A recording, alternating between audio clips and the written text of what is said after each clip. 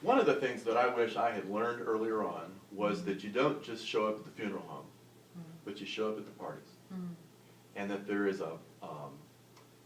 is power in hanging out where there's energy and with people in the happy times. Yeah, as a preacher's wife, I've been to lots of parties. Some I of them bet you I have. hosted at my own home. Some of them we were invited to. Some of them we created in other places.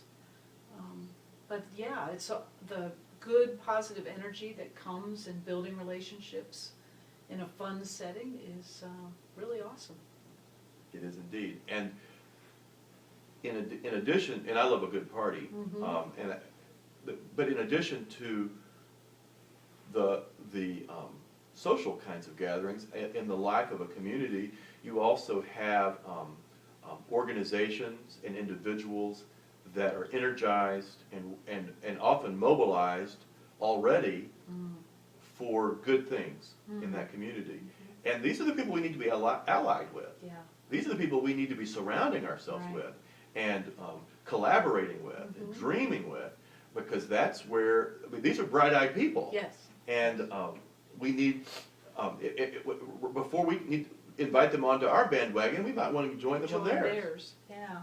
There was a church planter that I interviewed in Chicago who was working with very secular people. Before he recruited anyone to go to a worship service, he started hanging out with environmentalists because they had positive energy, and then the people he was meeting at the bar, he evangelized for the environmental meetings.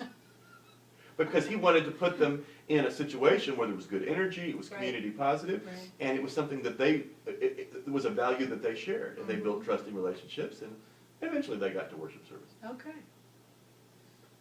But to surround ourselves, to connect to the energy in the community, and to surround ourselves with all that positivity.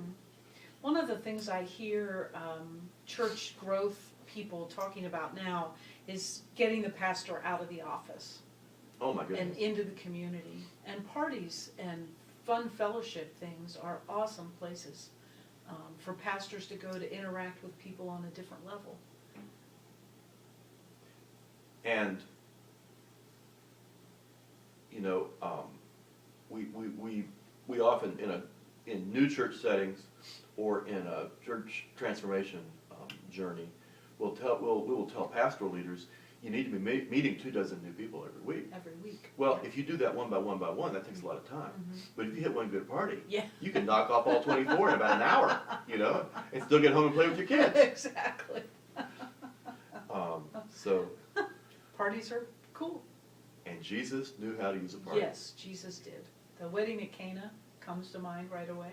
And apparently all of these very late night experiences that garnered him sort of a dubious reputation with certain folks, where he was having a good time Yeah. over extended hours building relationship with people. And they were not, I can promise you, at 11 o'clock at night with the wine bottles open, they were probably not talking about the intricacies of Scripture. They were building relationship. Right. And on the basis of relationship, he became a trusted presence in their lives. And in the context of trust, you only had to say a few things, and it was transformation.